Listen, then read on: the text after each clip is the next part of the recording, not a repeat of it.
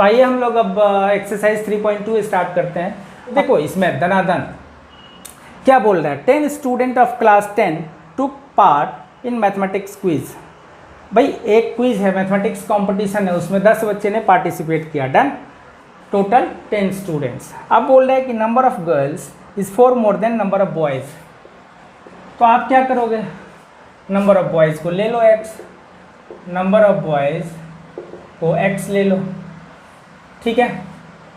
अच्छा, अब इससे कितना बोल रहे हैं ज़्यादा है, number of girls 4 more than, तो इसको ले लो number of girls, this is 4 more than, x से ज़्यादा है। अच्छा, कोई बच्चा अगर नंबर ऑफ गर्ल्स को सपोज करता है x, अगर कोई बच्चा गर्ल्स को लेता है, टेक्निक सीखो, अगर कोई x लेता है गर्ल्स को तो बॉयज़ कितना हो जाएगा, भाई गर्ल्स तो बॉयज़ से 4 ज़्यादा है, तो अगर गर्ल्स x है तो बॉयज़ उससे 4 कम होगा, यानी कि ये हो जाएगा, है ना। तो कोई स्मार्ट बच्चा अगर ऐसे करना चाहे तो ऐसे भी कर सकता है, but this is simpler way कि अगर बॉयज़ से 4 ज़्यादा है तो बॉयज़ को x ले लिया तो गर्ल्स हो गई x+4। अब टोटल कितने स्टूडेंट हैं, 10, तो आप सीधा इसमें ऐड कर लो। इन दोनों का सम कितना है 10, ख़त्म, 2x + 4 = 10, x कितना हो गया 3, ठीक है। x 3 हो गया तो y कितना हो गया, मतलब गर्ल्स कितना 3 + 4 दैट इज 7। अच्छा, एक बच्चा ये भी बोल सकता है कि सर यहाँ तो लीनियर इक्वेशन इन 2 वेरिएबल्स है, ऐसा ज़रूरी नहीं है कि आप 2 वेरिएबल में ही करो, बट अगर कोई बच्चा करना चाहता है तो इसी का तीसरा मेथड भी बता देता हूँ। तीसरा मेथड ऐसे होगा कि आप लिखो कि let number of boys be x, number of girls be y। अब बोलोगे कि भाई गर्ल्स जो है y से 4 ज़्यादा है, मोर देन 4 मोर देन है, यानी कि y = x+4। गर्ल्स जो है बॉयज़ से 4 ज़्यादा है, एक इक्वेशन ये हो गया। दूसरा इक्वेशन है x+y, टोटल बच्चे कितने हैं, x+y टोटल कितने हैं 10, total 10 student who participate in mathematics quiz, ठीक है। तो x+y हमारा 10 हो गया। डन, अब इन दोनों को सॉल्व कर लीजिए आप, इसका वैल्यू इसमें डाल के सॉल्व कर लो। y का वैल्यू क्या है x+4, ये वैल्यू यहाँ डाल, सॉरी ये वैल्यू आप यहाँ डाल लो y की जगह, तो ये हो जाएगा x+4 = 10 हो गया। x हमारा आ गया 3, अब फिर 3 इसमें डाल लो, y हो गया 7। तो कैसे भी करेंगे आप तो आंसर तो उतना ही आना है, कॉन्सेप्ट तो वही है, ठीक है। Now will start. फर्स्ट का ये फर्स्ट पार्ट था, अब इसी का सेकेंड पार्ट ऐसे ही बता देता हूँ यहीं पे, कोई बहुत ज़्यादा इसमें रॉकेट साइंस नहीं है, ठीक है।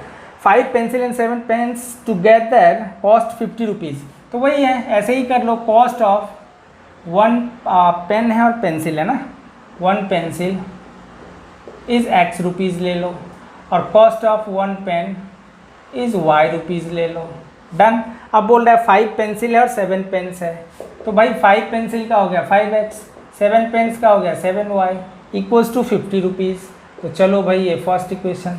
Now the second one is 7 pencils and 5 pens, तो 7 पेंसिल्स एंड 5 पेन्स = कितना 46 रुपीज़ हो गया। ये आपका दूसरा इक्वेशन। जाइए दोनों को सॉल्व करिए, एक को दूसरे में सब्स्टिट्यूट करो। अच्छा, घबराना नहीं है सॉल्व करने के लिए, अभी इस एक्सरसाइज के बाद लीनियर इक्वेशन सॉल्व करने का ही मेथड तो मैं इंट्रो में तो बता चुका हूँ, बट अब उसको कैसे करेंगे वो सारा मेथड देखोगे, है ना। इंट्रो में भी आपको सॉल्व करके बता चुका हूँ कि सब्स्टिट्यूशन मेथड कैसे करते हैं, एलिमिनेशन कैसे करते हैं, whatever. Now will start question number 2। Now question number 2 में क्या है कि on comparing the ratio A1 A2 B1 B2 C1 C2 find out whether this line are presenting has intersecting points या पैरेलल या coincident. ये तो आपको पता है, ये तो इंट्रो में ही बता चुका हूँ, आप सब लोग जानते हो। 2 इक्वेशन है 5x - 4y + 8 = 0, एक इक्वेशन ये है, और दूसरा इक्वेशन है 7x + 6y - 9 = 0। डन। अब A1/A2 हमारा A1 ये है, A2 ये है, ये B1 है, ये B2 है, ये C1 है, ये C2 है ना। किसी बच्चे को कन्फ्यूजन हो तो यहाँ पे हिंट के तौर पे लिख देता हूँ, ये A1 है, ये A2 है, ठीक है। जो x का कोफिशिएंट होता है वो इंट्रो में देख लेना वीडियो में जाकर। ये y का जो कोफिशिएंट है ये B1 होता है, ये B2 होता है, ये 6 है, ध्यान देना, ये C1 है, ये C2 है। डन। अब आप वही फॉर्मूला लगाओ, A1/A2 B1/B2 C1/C2। तो देखो A1/A2 का वैल्यू क्या आ रहा है 5/7, B1/B2 का वैल्यू क्या आ रहा है -4/6, कट के हो गया -2/3। आगे निकालने की ज़रूरत मुझे लग ही नहीं रहा, क्यों? क्योंकि जैसे ही A1/A2 not equal to B1/B2 आ गया तो वहीं पे यूनिक सोल्यूशन हो जाएगा। तो लिख दोगे since A1/A2 not equal to B1/B2 है, देयरफॉर यूनिक सोल्यूशन है, देयरफॉर यूनिक सोल्यूशन है या इंटरसेक्टिंग लाइन्स है। यही टेक्निक है इसका, इंटरसेक्टिंग लाइन्स। डन। ये पहला वाला हमने बता दिया आपको। ऐसे ही दूसरा वाला देखो, जैसे यहाँ डायरेक्टली बता देता हूँ 9x + 3y है प्लस 12 = 0, और दूसरा है 18x + 6y + 24 = 0। अब देखो डायरेक्टली कर रहा हूँ मैं, A1/A2 क्या आ जाएगा 9/18, कट होके क्या आ गया 1/2। डन। अब B1/B2 क्या आ रहा है 3/6, कट होके क्या आ गया 1/2। C1/C2 कट होके क्या आ गया 12/24, दिस इज 1/2। तो यहाँ पे तीनों इक्वल हो गए। तीनों इक्वल हो जाता है तो क्या होता है A1/A2, अगर B1/B2, अगर C1/C2, अगर तीनों इक्वल है तो क्या होता है कोइंसिडेंट लाइंस, यानी कि पैरेलल लाइंस। आप जाके वो फॉर्मूला देख लीजिए जो इंट्रो में मैंने बताया है, एनसीईआरटी में भी लिखा हुआ है, यानी कि यहाँ पे इनफाइनाइट सॉल्यूशन होगा। क्या होगा इनफाइनाइट सॉल्यूशन। और एक तीसरा भी बता देता हूँ, ये सेकंड वाला हो गया। अब ये थर्ड वाले पे आते हैं। 6x - 3y + 10 = 0 and 2x - y + 9 = 0। Done. अब यहाँ डायरेक्टली देखो A1/A2 क्या आ रहा है 6/2 दैट इज़ 3, B1/B2 क्या आ रहा है -3/-1 दैट इज़ 3, C1/C2 क्या आ रहा है 10/9। तो देखो ये दोनों सेम है बट ये सेम नहीं है, तो लिखोगे since A1/A2 = B1/B2 not equal to C1/C2 है। ऐसे सिचुएशन किस में आते हैं भाई नो सॉल्यूशन में, तो लिख दोगे कि ये नो सॉल्यूशन है। और यहाँ पे एक मिस्टेक कर दिया मैंने, ये पैरेलल लाइन नहीं होगा, ये कोइंसिडेंट लाइंस होगा, ठीक है, क्योंकि पैरेलल वहाँ होगा। तो मुझे अभी याद आया कि ओ ये आपका, ये ध्यान रख लीजिएगा, ये बाय मिस्टेक हमने लिख दिया। यहाँ पे लिखेंगे आप कोइंसिडेंट लाइंस, और यहाँ नो सॉल्यूशन है मतलब पैरेलल लाइंस। डन। तो पढ़ाते पढ़ाते ऐसा हो जाता है। सो आई होप कि ह्यूमन एरर आप भी समझोगे इस बात को। तो जब भी ये इनफाइनाइट होगा, इनफाइनाइट का मतलब एक ही लाइन पे दूसरा लाइन ओवरलैप कर रहा है, उसको बोलते हैं coincident lines. No solution parallel lines, मतलब जब भी इस तरह के दो लाइन आएंगे तो ये पैरेलल लाइन आएंगे जो ग्राफ बनाओगे तो। और इंटरसेक्टिंग तो बता ही चुका हूँ, ऐसा आएगा तो ये इंटरसेक्टिंग लाइंस है। Is that clear? I hope आप लोगों को क्लियर हो गया होगा। अब हम लोग चलते हैं क्वेश्चन नंबर 3 पे। चलते हैं क्वेश्चन नंबर 3 पे। एंड आपको मैं बता दूं कि अगर वीडियो अच्छा लगे तो ज़रूर शेयर करिए। अगर अभी आप लोगों ने अभी तक सब्सक्राइब नहीं किया है तो प्लीज़ सब्सक्राइब करो, क्योंकि वी नीड इट। एक्चुअली इसके बिना तो काम चलता नहीं है, हमें मोटिवेशन चाहिए। आपको अगर मैं पढ़ाता हूँ, मेहनत करता हूँ, देख रहे हो इतनी गर्मी में पसीना पसीना हुआ पड़ा है, बट स्टिल आपको रेगुलर वीडियोस बनाने पड़ते हैं, डालने पड़ते हैं अपने स्टूडेंट के लिए, ठीक है। चाहे वो बेशक हमारा 10 ही बच्चा क्यों न हो, अगर जो भी पढ़ रहा है तो वो हमारे ऊपर डिपेंडेंट है, ठीक है। सो प्लीज़ इसको लाइक कमेंट ज़रूर करना, शेयर भी करना अपने फ्रेंड्स के साथ, सब्सक्राइब भी करना। और अगर कोई असाइनमेंट वगैरह भी चाहिए तो आप हमारा प्ले स्टोर से मैथ्स अकेडमी ऐप भी डाउनलोड कर सकते हो। जैसा कि मैं बता चुका हूँ कि मेरा अपना खुद का ब्लॉग भी है mathsacademia.com, तो वहाँ से भी आप ये वीडियोज़ या असाइनमेंट वगैरह देख सकते हैं। बट ऐप से आप टेस्ट दे सकते हो, this is very important feature of my app, कि वहाँ से आप टेस्ट दे सकते हो, ठीक है। बाकी तो आपको इन्फॉर्मेशन सारे लिंक्स में मिल जाएंगे, आई मीन डिस्क्रिप्शन में, okay. Now question number 3, on comparing this blah blah blah blah equation are consistent and inconsistent. तो आपको मैं एक बार रिवाइज करवा देता हूँ, इंट्रो में बता चुका हूँ। जो आपका यूनिक वाला है, unique solution, and infinite solution, ये दोनों अगर आ गया तो ये कंसिस्टेंट हो जाएगा, कंसिस्टेंट हो जाएगा। और अगर नो सोल्यूशन आता है, नो सोल्यूशन आता है तो ये हो जाएगा इनकंसिस्टेंट। डन, ये आप ध्यान रखेंगे, बाकी और कुछ नहीं बोलना है, फिर से वही काम करना है। बोल दिया ना इसने कि आप कंसिस्टेंट है कि इनकंसिस्टेंट है बताओ। चलो हम एक एग्जांपल ले लेते हैं, जैसे फर्स्ट का है 3x + 2y = 5 and 2x - 3y = 7। Done. अब आप a1/a2 निकालो, मैं डायरेक्ट निकाल रहा हूँ। a1/a2 ये आ गया, b1/b2 क्या आ गया 2/-3। मैं देख रहा हूँ कि ये दोनों इक्वल नहीं है, जैसे ही इक्वल नहीं है तो यानी कि यूनिक सोल्यूशन हो गया, तो बोल दोगे देयरफॉर कंसिस्टेंट, खत्म, कुछ नहीं करना है। क्वेश्चन नंबर 2 में देखोगे तो क्वेश्चन नंबर 2 क्या है आपका 2x - 3y = 8 and 4x - 6y = 9। अब यहाँ देखो a1/a2 क्या है 2/4, 1/2 हो गया। ये क्या है -3/- 6, ये भी 1/2 हो गया, ये भी 1/2 हो गया। डन, ये दोनों सेम है। एंड तीसरा है 8/9, ये सेम नहीं है, मतलब ये दोनों इक्वल है, a1/a2 = b1/b2 सेम है, बट ये नॉट इक्वल है, मतलब ये नो सोल्यूशन है। ये क्या है नो सोल्यूशन, इसका मतलब ये इनकंसिस्टेंट है, इनकंसिस्टेंट है। डन। ऐसे ही तीसरा वाला, चलो थर्ड वाला देखो। थर्ड में क्या है 3/2x + 5/3y = 7। डन। और ये 9x - 10y = 14। a1/a2 क्या होगा 3/2/9, b1/b2 क्या होगा 5/3/-10, और ये क्या होगा 7/14। इसको मैं सॉल्व करूँगा तो क्या होगा 3/2 × 1/9, तो ये कट के क्या हो गया 1/6। इसको करूँगा तो क्या होगा 5/3 × 1/-10, कट के क्या होगा -1/6। तो तीसरा करने की ज़रूरत ही नहीं है, पहला ही नॉट इक्वल हो गया, तो ये यूनिक हो गया, यूनिक हो गया तो ये कंसिस्टेंट हो गया, कंसिस्टेंट हो गया। डन। ऐसे ही आपका थर्ड, फोर्थ, थर्ड के बाद फोर्थ है, फिफ्थ है, ये सारा निकाल दो। चलो एक फिफ्थ वाला भी कर देता हूँ, है ना, बच्चे फंसेंगे इसमें, कहीं फ्रैक्शन देख के डरते हैं। 4/3x + 2y = 8 और ये है 2x + 3y = 12। अब देखो a1/a2 4/3/2, ये b1/b2 क्या है 2/3 एंड ये क्या है 8/12।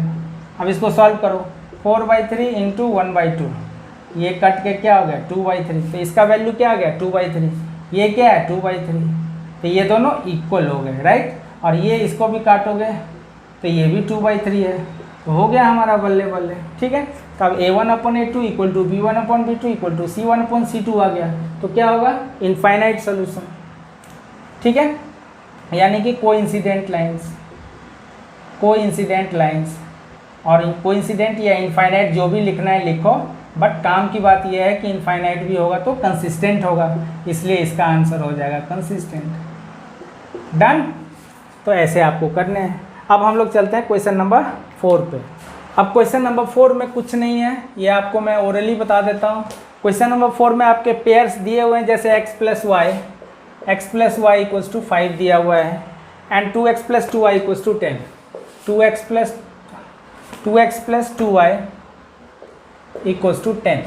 अब ये पूछ रहा है कि आप बताओ कि ये कंसिस्टेंट है या इनकंसिस्टेंट है, तो पहले निकाल के दिखा दो कि भाई a1/a2 1/2 है, b1/b2 1/2 है, c1/c2 5/2 है।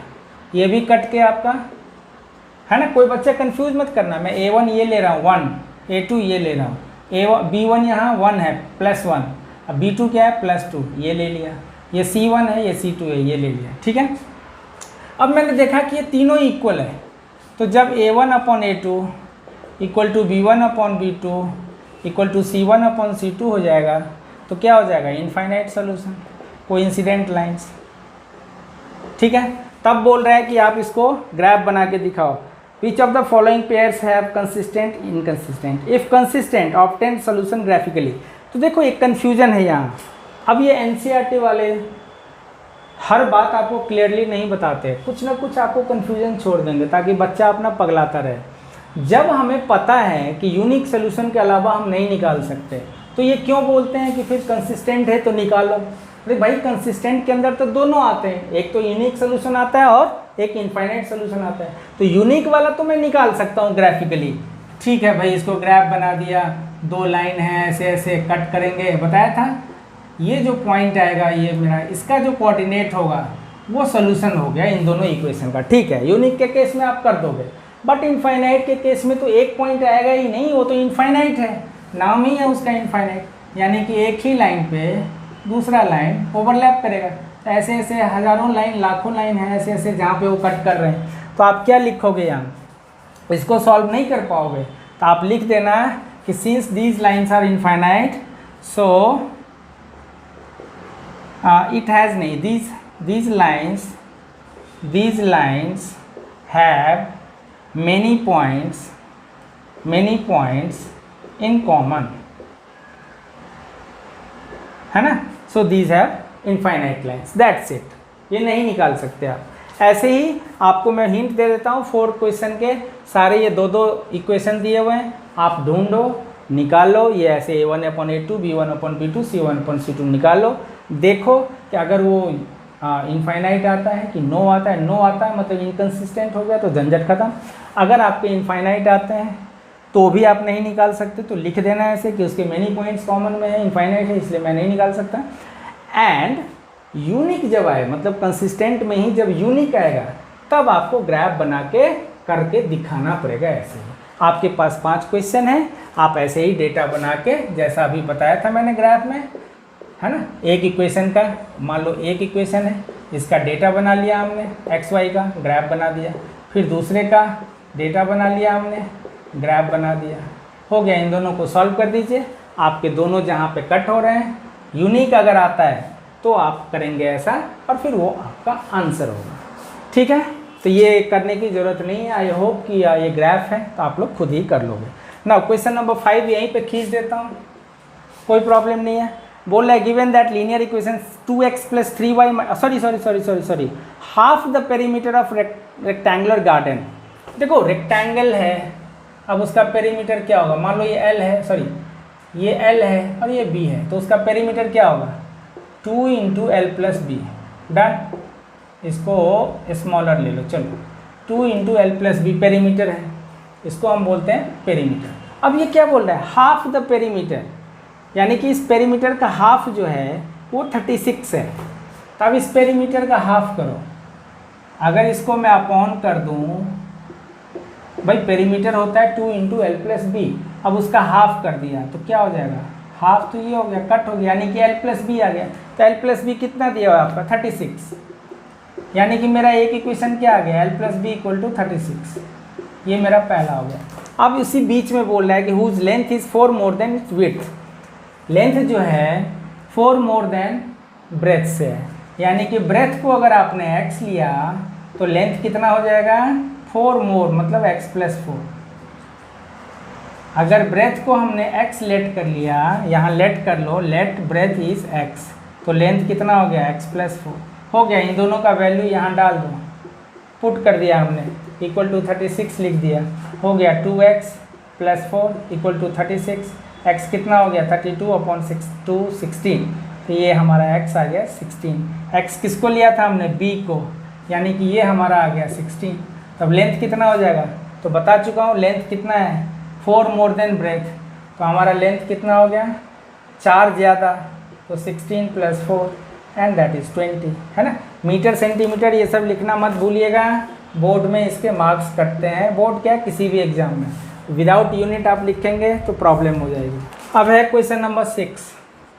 क्वेश्चन नंबर 6 में बोल रहा है given the linear equation 2x + 3y - 8 = 0, 2x + 3y - 8 = 0 एक इक्वेशन आपको दे दिया गया, ठीक है, करेक्ट है। Right another linear equation in 2 variables, आपको अपने मन से एक लीनियर इक्वेशन लिखना है where such that the geometrical representation of the pair so form is intersecting parallel and coincident. मतलब एक इक्वेशन आपको दे दिया, अब आपको अपने मन से ऐसा इक्वेशन लिखना है कि एक बार वो इंटरसेक्टिंग हो जाए, एक बार कोइंसिडेंट हो जाए, एक बार पैरेलल हो जाए, नो सॉल्यूशन। तो चलो मैं पहले के केस में देखता हूँ। जब मैं इंटरसेक्टिंग के लिए लिख रहा हूँ, यानी कि ये लाइन है अब आपको एक ऐसा लीनियर इक्वेशन लिखना है कि इन दोनों को जब आप कंपेयर करोगे तो इंटरसेक्टिंग आना चाहिए। यानी कि इंटरसेक्टिंग के लिए क्या होना चाहिए, a1/a2 not equal to b1/b2, है ना। काफ़ी दिमाग लगता है यहाँ, लेकिन है ऑब्जेक्टिव क्वेश्चन ही। तो देखो मान लो हमने यहाँ लिया 4x, अंदाजे से लेता हूँ, तो 2/4 क्या हो गया 1/2, 2/4 हो गया 1/2। ठीक है भाई, ऐसा आप b लो कि उसका वैल्यू 1/2 नहीं होना चाहिए, तो चलो 5 ले लेते हैं, 5 ले लेते हैं, यहाँ कुछ भी ले लो। अब देखो यहाँ a1/a2 का वैल्यू आ गया 1/2, अब b1/b2 का वैल्यू क्या आ रहा है 3/5, तो a1/a2 not equal to b1/b2 हो गया ना। यानी कि ये करेक्ट है कि इंटरसेक्टिंग लाइंस होगा, यूनिक सोल्यूशन होगा, इसलिए मेरा आंसर ये हो गया, खत्म। तो मेरा आंसर क्या हो गया 4x plus 5y minus 9 equals to 0। कुछ भी बना सकते हो, ऐसे हज़ारों आंसर हो सकते हैं। एक बच्चा बोलेगा सर एक और इक्वेशन बता दो, ठीक है भाई, ये लो मैंने इसको मिटा दिया। मैं ऐसा इक्वेशन लिखूंगा कि a1/a2, आप खुद डायरेक्टली कर सकते हो, देखो कोई मैजिक नहीं है यहाँ। मान लो हमने यहाँ 3 ले लिया, तो a1/a2 क्या हो गया 2/3। अब इंटरसेक्टिंग के लिए नॉट इक्वल लाना है, b1/b2 नॉट इक्वल होना चाहिए, यानी कि 2/3 है, यहाँ 3/5 ले लो, यहाँ कुछ भी डाल लो। अब देखो 2/3 आ गया, अब 3/5 है, नॉट इक्वल है, इंटरसेक्टिंग होगा, गारंटी है, करेक्ट है। ऐसे ही अब आप मान लो कि दूसरा क्वेश्चन करते हैं, जिसमें कि हमें क्या लाना है कोइंसिडेंट लाइंस, यानी कि इनफाइनाइट नहीं, हाँ इनफाइनाइट। तो चलो भाई इनफाइनाइट के लिए कोशिश करते हैं। इनफाइनाइट के लिए कंडीशन क्या होता है, a1/a2 equals to b1/b2 equals to c1/c2। तब ऐसा इक्वेशन डालो यहाँ कि a1/a2 equals to b1/b2 equal to c1/c2 आ जाए। ये ध्यान रखना, तीनों का रेशियो सेम होना चाहिए, ये आप खुद कर सकते हो, अपना दिमाग इस्तेमाल करिए। जैसे मान लो मैंने यहाँ लिया 2×4 कर देता हूँ, 2×4 यानी कि इसका वैल्यू 1/2 आएगा, तो यहाँ भी 3×6 कर दो, और यहाँ भी 8×16 कर दो, माइनस में ही लो ताकि उसका वैल्यू माइनस माइनस कट जाएगा तो 1/2 होगा। अब देखो 2/4 कितना हुआ 2/4, ये है 3/6, ये है -8/16। अब देखो इसका वैल्यू 1/2, इसका भी वैल्यू 1/2, इसका भी वैल्यू माइनस माइनस कट गया 1/2, तो तीनों सेम हो गए। मतलब ये इक्वेशन जो है मेरा, ये आंसर होगा, ये इनफाइनाइट आंसर देगा 4x plus 6y minus 16 equals to 0। हमने अपने मन से लेना है। कोई बच्चा चाहे तो 2×8=16, 3×8=24, 8×8=64 लेगा, वो भी आंसर सही है। ठीक है, अब तीसरे पे आते हैं, नो सोल्यूशन पे। अब नो सोल्यूशन पे क्या है ये ज़रा देख लीजिए। उसमें a1/a2 equal to b1/b2 not equal to c1/c2 होना चाहिए। तो आप अपने मन से चलो फिर से देखते हैं थर्ड वाले पे, ये नो सोल्यूशन के लिए, यानी कि पैरेलल लाइंस के लिए, पैरेलल लाइंस के लिए। तो देखो पैरेलल लाइंस में क्या होता है, a1/a2 b1/b2 सेम होगा, बट c1/c2 नॉट इक्वल होगा, वो डिफरेंट होगा। तो इसको ले लो 2×4, इसका वैल्यू 1/2 हो गया, 3×6 ले लो, इसका वैल्यू 1/2 हो गया, और इसमें 2 मत लो, 3 ले लो, 4 ले लो, कुछ भी ले लो। चलो मैं 32 ले लेता हूँ, 4 ले लिया। अब देखो ज़रा निकाल के, a1/a2 कंडीशन लिख रहा हूँ मैं, b1/b2 not equal to c1/c2 होना चाहिए। अब देखो यहाँ होता है कि नहीं, ये है 2/4, ये है 3/6, और ये है -8/-32। अब ये कट के क्या आ गया 1/2, ये कट के क्या आ गया 1/2, तो ये दोनों इक्वल है, बट ये 1/4 आ गया, तो ये नॉट इक्वल है। तो आप बोल दोगे कि a1/a2 b1/b2 इक्वल है, but this is not equal to c1/c2, that's why it is parallel lines, will have no solution. तो ये हमारा आंसर क्या हो जाएगा, आंसर इक्वेशन का क्या हो जाएगा 4x plus 6y minus 32 equals to 0। तो ये दिखने में कितना आसान लग रहा है, बट ये आसान है नहीं, थोड़ा सा दिमाग लगता है इसमें। ठीक है, अब हम लोग लास्ट में कर लेते हैं ग्राफ। अब हम लोग लास्ट क्वेश्चन कर लेते हैं जो ग्राफ है आपका। इसमें तो आप ऐसे ही ट्रेंड हो, draw the graph x minus y plus one, x minus y plus one equal to 0 and 3x plus 2y minus 12, 3x plus 2y minus 12 equals to 0। दो आपके पास इक्वेशन है एंड उसके बाद बोला है कि डिटरमाइन द कोऑर्डिनेट्स ऑफ, मैं सब कुछ बता दूंगा इसमें, ये ऐसा चीज़ बता दूंगा कि ग्राफ भी बना सकते हो। उसके बाद बोर्ड से लेके स्कूल के एग्जाम तक किस किस टाइप के क्वेश्चन इसमें आएंगे मैं सब बता देता हूँ यहीं पे, ये सारा क्वेश्चन इसी से हो जाएगा। तो देखिए सबसे पहले आप डेटा तैयार करिए, है ना। आप डेटा जब भी निकालो ना तो इसको एक को उधर ले जाओ ताकि दिक्कत ना हो। एक्स इक्वल्स टू क्या हो जाएगा, वाई माइनस वन। अब यहाँ से डेटा बनाने में हमें कोई प्रॉब्लम नहीं है, देखो कोई प्रॉब्लम नहीं है, ये एक्स है ये वाई। अब देखो वाई को हमने अगर 0 लिया तो एक्स कितना हो गया, माइनस वन। डन। वाई को अगर हमने 2 लिया तो एक्स कितना हो गया, 2 minus one that is 1। Y को अगर हमने 3 लिया तो एक्स कितना हो गया, 2। डन, एक डेटा तैयार। इसका आओ, इसको भी कर लो, 3x इक्वल्स टू क्या हो जाएगा, 12 माइनस 2y, 12 पॉजिटिव और ये नेगेटिव, 12 माइनस 2y, तो x कितना हो गया, 12 माइनस 2y अपॉन 3। ऐसा इसलिए लिख लो ताकि जब वैल्यू डालो तो आप फटाफट डेटा निकाल सकते हो, है ना। फटाफट डेटा निकालने में ही बच्चे फंसते हैं, ठीक है।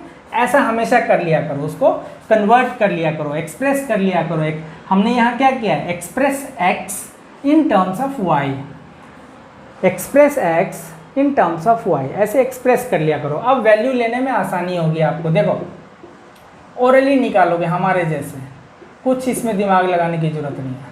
देखो y का वैल्यू यहाँ क्या डालोगे, 1 डालोगे तो क्या होगा, 2 1 जा 2, 12 माइनस 2 कितना हो गया, 10, 10/3 नहीं निकलेगा।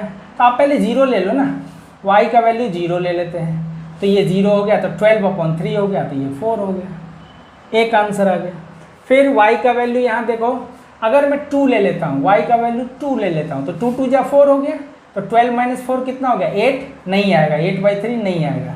तो चलो हम ले लेते हैं 3, y का वैल्यू 3 ले लेते हैं, तो 2 3 जा 6, 12 माइनस 6 हो गया 6/3 यानी कि 2, तो ये आंसर आ गया। एक बार नेगेटिव ले लो, 2 1 जा लोगे तो 14 हो जाएगा, नेगेटिव में 6 पे हो जाएगा, ठीक है।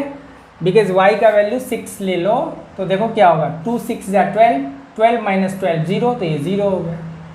डन। अब हमारा यहाँ कुछ नहीं है, अब हमारे को सीधा ग्राफ प्लॉट करना है, ठीक है। हमें क्या करना है, ग्राफ प्लॉट करना है। तो मैं इसको मिटा देता हूँ, सिर्फ आपको डेटा रहने देता हूँ मैं। अब यहीं पे ग्राफ प्लॉट करते हैं। तो एक ले लो ऐसे प्रॉपर, ये y एक्सिस, ये x एक्सिस। डन। अच्छा, जब भी आप ग्राफ बनाओगे पेपर में तो यहाँ पे एक स्केल भी लिखा जाता है, इसके मार्क्स लगते हैं, ये ध्यान देना है। स्केल क्या है, आप 1 स्क्वायर को ले रहे हो 1 यूनिट, तो आप वो लिख दोगे कि 1 स्क्वायर बॉक्स इज 1 यूनिट, ऐसे लिख देना। 1 2 3 4 5 6 7, मैं थोड़ा इस बार अच्छे से बना रहा हूँ। 1, अब x4 है y0, ये 4 है y0, तो ये वाला हो गया, ये हमारा हो गया 4,0। उसके बाद सॉरी, मैं पहला के बदले दूसरा ही ले रहा हूँ, तो कोई बात नहीं, दूसरा ही कर लेते हैं पहले। नाउ x2 है y3, x2 है y3, ये वाला, तो ये हो गया हमारा x2 y3, एंड x0 है y6, x0 है y6, 2 3 4 5 6, ये वाला, ये 0 है और 6 है। तो देखो थोड़ा सा टेढ़ा मेरा है हल्का, तो ऐसे कुछ कर लेते हैं, ठीक है। अब ये हमारा लाइन कैसे जाएगा, ये हमारा लाइन जाएगा ऐसे, ये हमारा सेकेंड लाइन का ग्राफ बना। अब पहले पे आते हैं, x-1 है y0, x-1 y0, तो यही वाला हो गया, ये -1 0 हो गया। x1 है y2, x1 है y2, तो ये वाला हो गया हमारा, ये 1 और 2 का है। और x2 है y3, x2 है y3, तो ये वाला हो गया। मतलब यहाँ खुश हो जाओ, यहाँ इंटरसेक्ट होते जाएगी। तो ये लाइन हो गया हमारा ऐसे ऐसे ऐसे, ये किस पॉइंट पे कट रही है, 2 3 पे। अब आपको पूछा जाएगा ग्राफ का पूरा, मैं समराइज़ कर देता हूँ पूरा, जिसको बाइबल बोलते हैं ना, सब बता देता हूँ इसमें। अब आपको बोलेंगे कि बताओ, सबसे पहले बोलेंगे कि जी ड्रॉ करिए ग्राफ को, ठीक है, आपने ग्राफ ड्रॉ कर दिया। उसके बाद बोलेंगे कि बताओ कि ये इंटरसेक्टिंग लाइन्स है कि पैरेलल लाइन्स है कि कोइंसिडेंट लाइन्स है। तो आपको बता चुका हूँ मैं, यहाँ पे तो ये ऐसे ही इंटरसेक्ट कर रहा है इस पॉइंट पे, तो आप बोल दोगे इंटरसेक्टिंग लाइन्स है।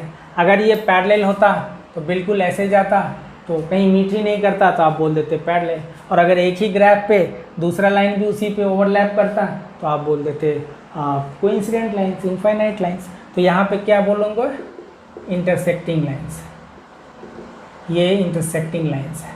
या आपको पूछेगा बताओ यूनिक सोल्यूशन है कि इनफाइनाइट सोल्यूशन है, आप बोल दोगे जी यूनिक सोल्यूशन है। इसके अलावा आप बोलेगा आपको कि find solution of these two equations graphically, यानी कि ड्रॉ करिए ग्राफ को और मुझे सोल्यूशन बताइए। तो अगर इंटरसेक्टिंग लाइन्स है तभी सोल्यूशन निकलता है, बता चुका हूँ कि यूनिक सोल्यूशन के केस में ही सोल्यूशन निकलता है, बाकी इनफाइनाइट एंड नो में नहीं निकलता। तो यहाँ यूनिक आ गया, इंटरसेक्टिंग आ गया, तो जो पॉइंट हमारा निकला है ना ये 2, 3 का, यही सोल्यूशन है। तो यहाँ क्या लिखोगे, solution of these two lines is x = 2 y = 3। बताया ना, जिस पॉइंट पे कट कर रहा है उस पॉइंट का कोऑर्डिनेट निकाल लो, जो भी कोऑर्डिनेट है आपका वही 2 और 3 का कोऑर्डिनेट है, हो गया वो कोऑर्डिनेट हमारा सॉल्यूशन है। यानी कि इन दोनों इक्वेशन को अगर मैं अलजेब्रा के मेथड से भी सब्स्टिट्यूट करके पुट करके अगर सॉल्व करूंगा तो आंसर वही आएगा। ये ग्राफिकली है, वो अलजेब्रिकली है, ठीक है।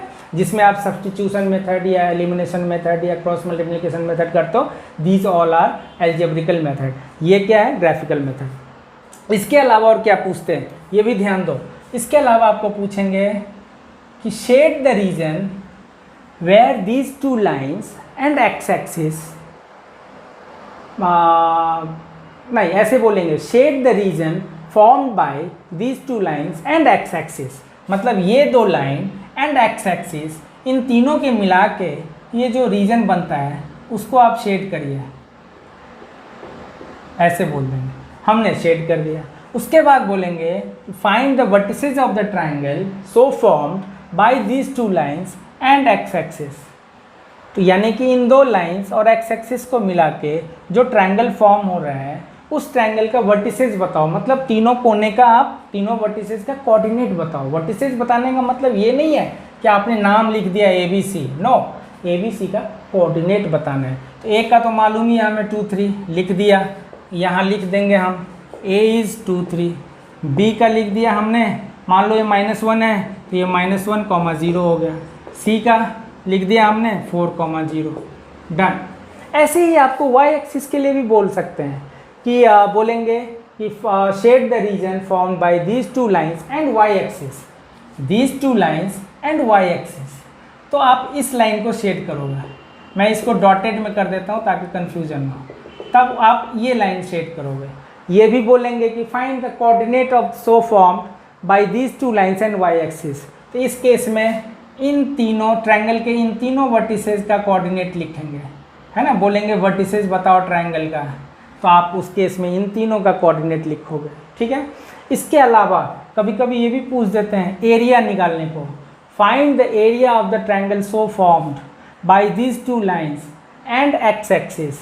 तो these two lines and x axis से जो ट्रायंगल बना है उस ट्रायंगल का एरिया भी पूछ देंगे। तो एरिया कैसे निकालते हैं, half into base into height. तो हमारा बेस कितना है ये काउंट कर लो, 1 यूनिट है ये, 2 यूनिट, 3 यूनिट, 4 यूनिट, 5 यूनिट। यहाँ मीटर सेंटीमीटर में नहीं चलोगे, से यूनिट में। तो हम ले लेंगे बेस, यानी कि हमारा BC है 5 यूनिट्स, ऐसे लिख लेना।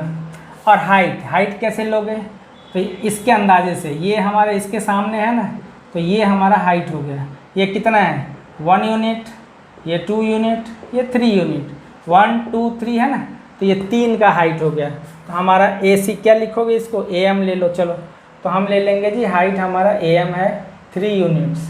अब मैं बोलूँगा क्या, एरिया ऑफ ट्रायंगल ABC क्या लिखूँगा, half into base into height, लिख दिया।